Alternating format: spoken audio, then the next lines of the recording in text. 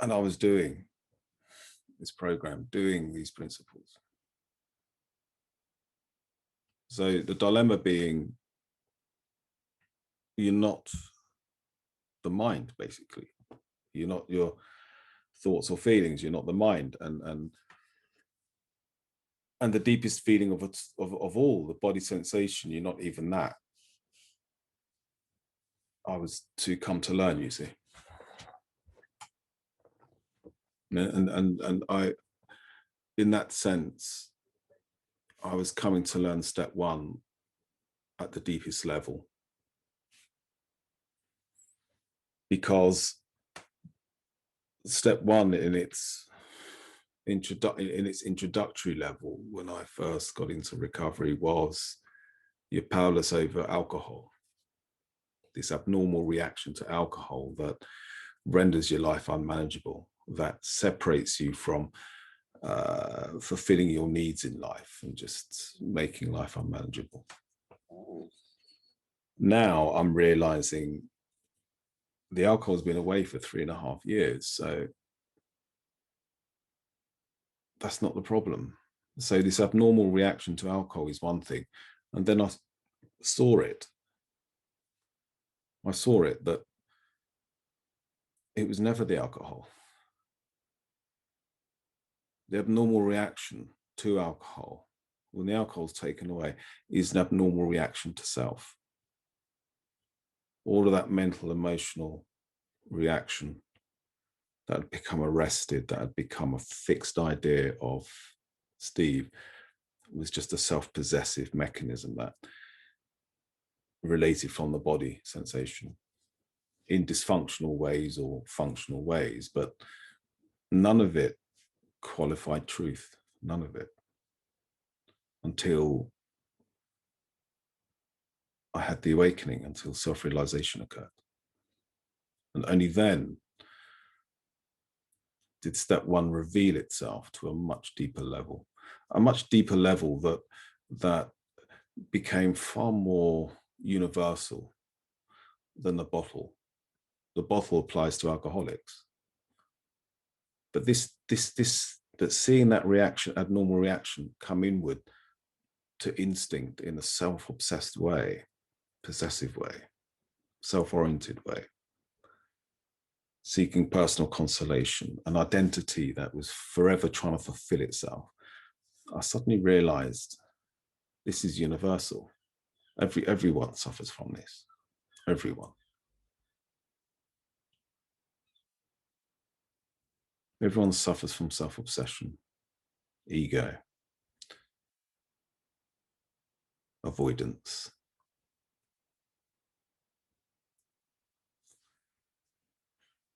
And that's just the problem. But you have to see the problem. You have to know the problem. Otherwise, you'll just remain in it.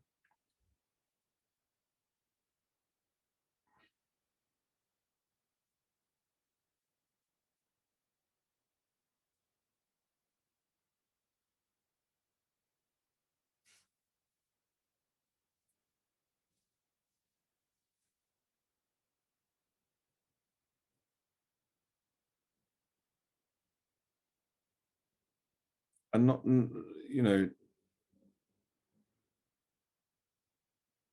it's interesting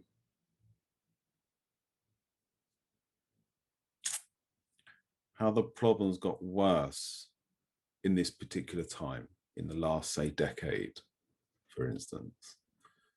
How people relate more to emotional sensation and confuse that with feeling, real feeling. It's incredible how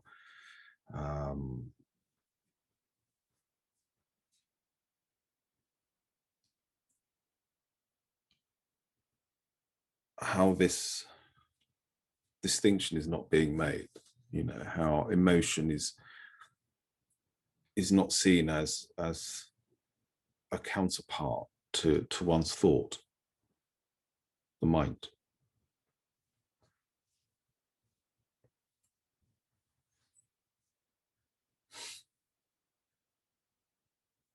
And that's what you believe in. That's what people believe in.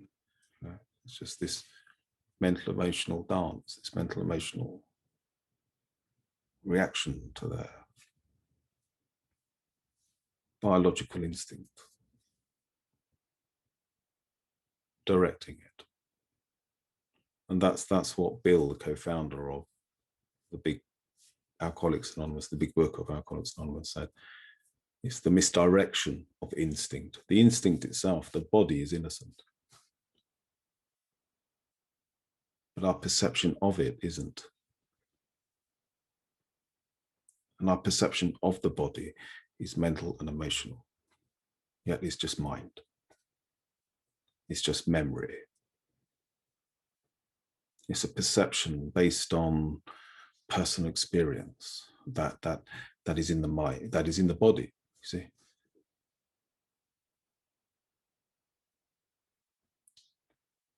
And our mental and emotional I, or identity, is always a reaction to, and the instinct always remains a cause and condition of.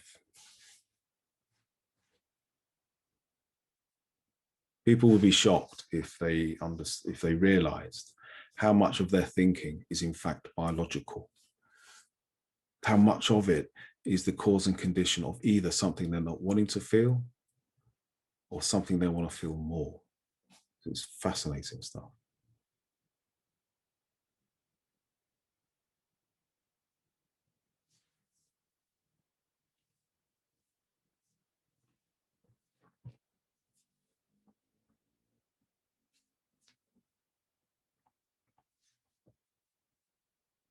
So there we are, there's the problem.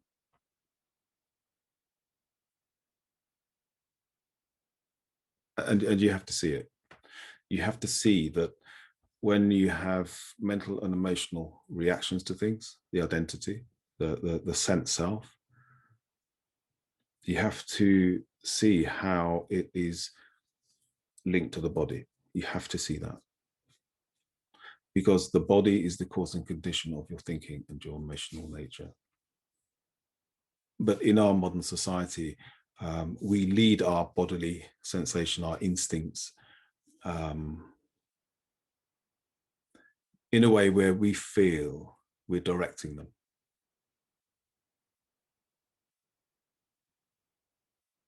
And the truth is,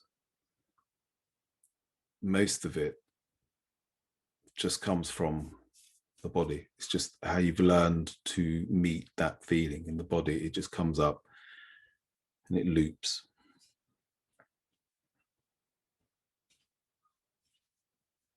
So there's our problem. The way out of that, there's only one way out of it, but you have to know the problem. This is the thing. You know, there's too many people that are chasing enlightenment, chasing awakening. Don't want to talk about problem. That's all. I just want awakening. I just want full self-realization. And that's can be a block if you don't understand the problem. You have to see the problem, because in the solution, at the end of the program, the body mind is not separate from consciousness being the experience. The body mind is not the problem. It's what you're doing with it is the problem. And what you're doing with it is identifying with it. You first of all identify with the body and the thought that arises out of it. The cause and condition of which is your instinct for life. And how you express that is mental and emotional. The mental and emotional was never meant to be an identity, or not meant to remain an identity, a fixed identity. It's never meant to be an I that comes first.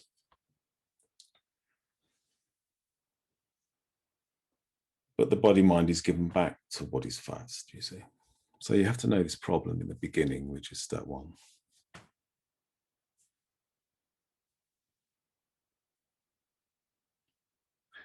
And then there's only one way out, only one. Of course, awareness.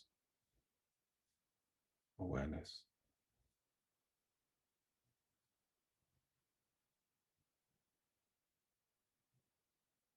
some people are dumbfounded when they suddenly realize that all of this activity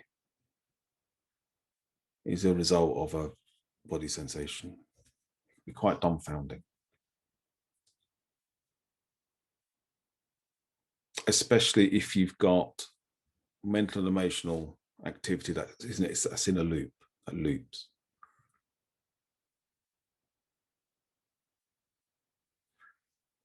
When in fact, it's avoiding the body sensation that maybe something you don't want to feel, or something you're afraid to feel, or if you feel it, you're going to be abandoned or rejected. You know, all these stories that we create, you see. So, but ultimately, it's about being aware and seeing that most of this is just avoidance, or most of it is just activity. That's all it is. And awareness that is aware of that is already transcendent. And awareness of that can, in fact, start to see that this activity can occur, and be aware of any body sensation when you can. When you can. And if you can't, it doesn't matter. Just be aware. If it's all in the mind, mostly, if your sense of direction is mostly in the mind, then just come back to awareness and just meditate. Just see it.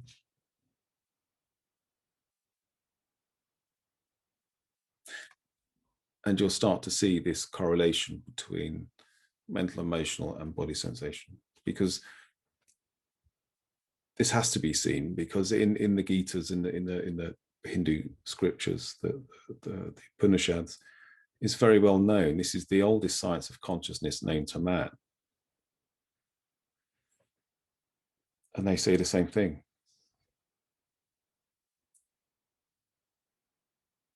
You identify with the mind and you possess the body. It's the problem. It was written 6,000 years ago. And it's still true today. So awareness is the way out. Or as St. John of the Cross would say in The Dark Night of the Soul, I left my house at night via the secret door. And the secret door out of this dilemma is awareness. It's a secret door. You can't see it. It's not an object.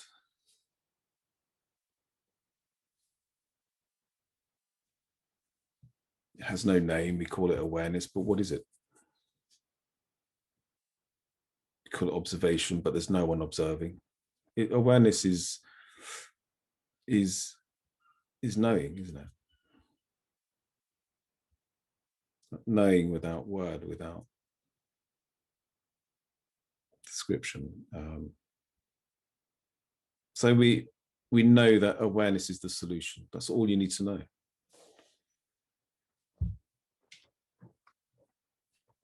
But what's fascinating here is people get stuck here. They ping pong, because it feels so counterintuitive just to remain as awareness, being aware of this dilemma. Okay.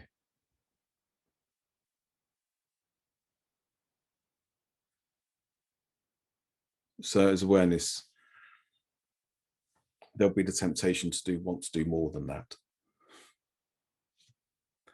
to start thinking about it, to start comparing yourself, to start wanting self-consolation, wanting compare, contrast, all of this duality stuff that you've been accustomed to all your life. The identity is accustomed that way, you see? So seeking is accustomed that way. Avoidance is accustomed that way, but awareness is not. Awareness is counterintuitive to that dynamic of ignorance.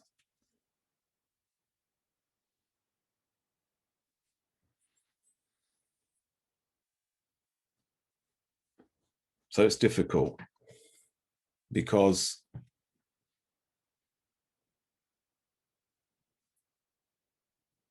you're in what you know.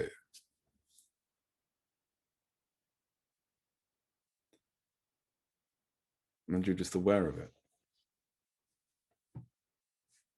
But awareness is the way out. That's the solution.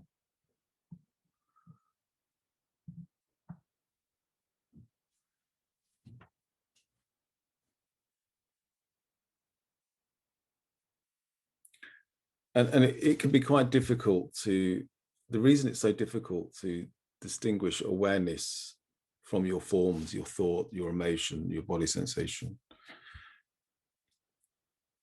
is because we have qualities of consciousness, mental qualities of consciousness, emotional qualities of consciousness, physical qualities of consciousness. But pure awareness is unqualified. Okay. The modern term is formless, whatever they use, formless awareness.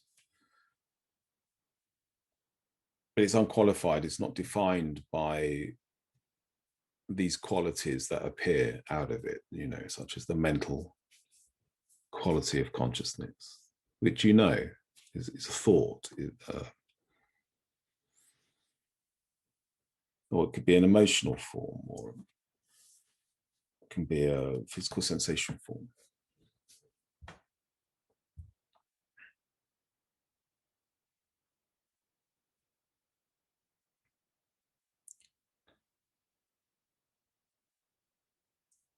So how do you distinguish the form from the formless? You know, this is the thing. Well, this is where awareness needs to awaken to a certain extent.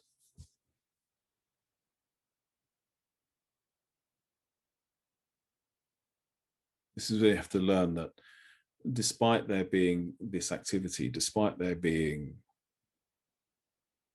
all of this you that is happening, all of these patterns of personal direction over one's personal instinct or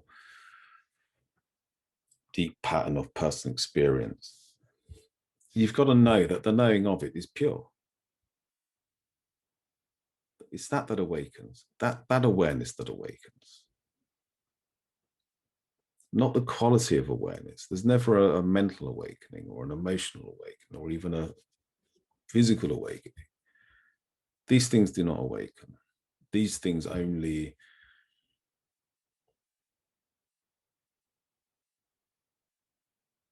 associate, come in relation to. The way it comes into relation is much further along the line, when you come to see that the body mind is known, without which the body wouldn't exist. So it goes to, so here we see that the body being known reflects what is knowing, that become one. But that takes time. You have to work, you have to process first. You have to first of all awaken to pure consciousness.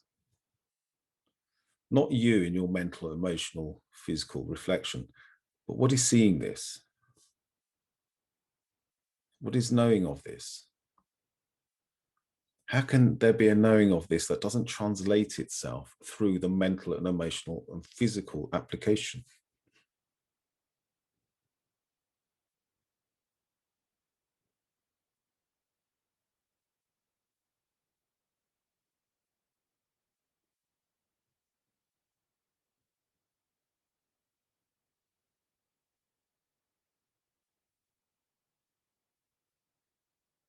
There is a knowing, there is just this witness. And I do like the word witness, not that there's somebody witnessing, but it feels witnessing, witness without, there's no agenda, there's no inference, there's no thinking, there's nothing, but there is a witness to us all of us. Each one of us, what comes first is witness. We are witness to this. But through the illusion of superimposition of that witness upon a thought and an emotion, it becomes a thinker, doesn't it? And it just reacts to the body sensation, seeking its own personal consolation, avoidance. And it's avoiding the witness being the experience. So step two is the solution. Remain as awareness, remain as awareness. Just sit, meditate. What? Meditate yourself. For no one. And this is the bit that is very hard for people to understand is because it really is for no one. You've got to see how the body mind is an object that appears within consciousness. You can't be the object trying to get awareness. The object appears in consciousness, and then it falls away in consciousness. There's no permanence. The only permanent reality there is awareness. That's step 2.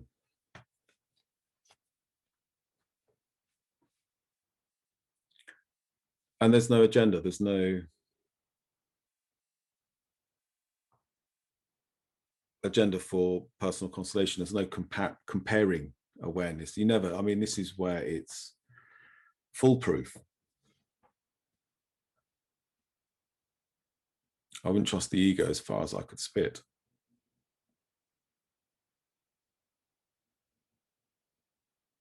But awareness, I would trust completely. It's permanent. And there is that unqualified witness. There is that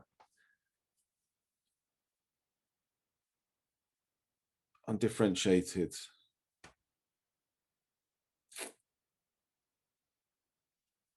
just seeing, just knowing, without object. And of course, the object appears, the thought appears, the emotion reacts, the dynamic appears, it is happening. Call it happening. But none of it qualifies the witness.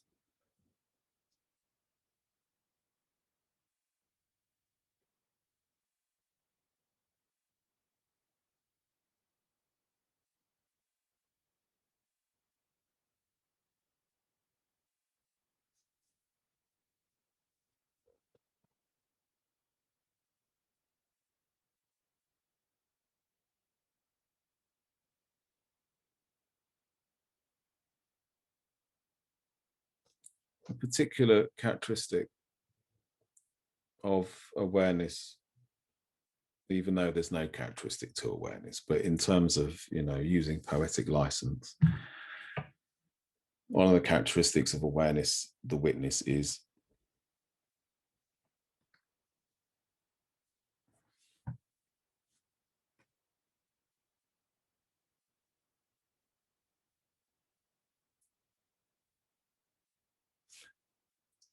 and I'll explain this. I hope you understand this.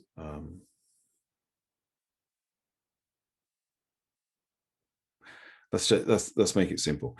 The witness is prior impulse. Does that make sense? Okay, so when we think, when we are going through our day, meeting everyday obstacles, challenges, perceiving, when our body sensations are cause and conditional, thoughts arising, what to do, are you aware of the impulse? Because for a thought to come into being, for a thought to for you to think a thought or to produce a thought, as consciousness, you have to pass through an impulse barrier. Yeah, if I say think of a bus right now, it's an impulse. It's impulse. It's the second stage of thinking, because the first stage is awareness. Okay, pure intelligence, witness.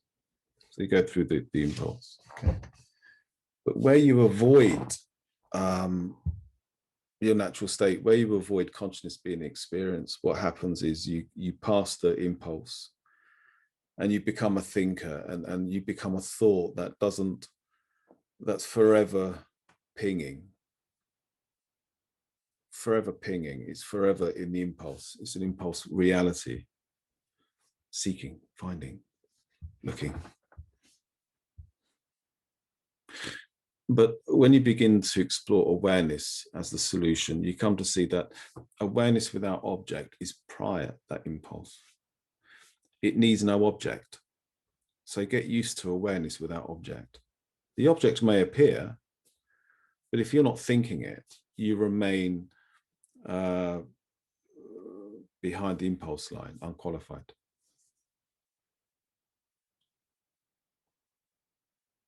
This is meditation, learning to meditate, to rest as awareness.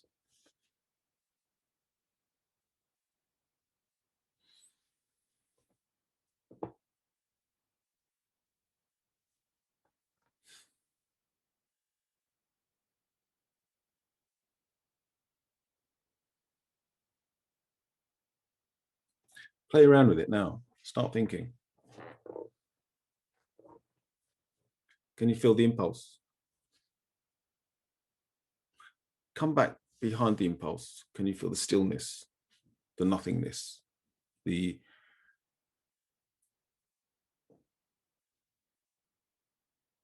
and then ask yourself questions. Think to yourself, be you, be you, be your accustomed you. Come to see the impulse.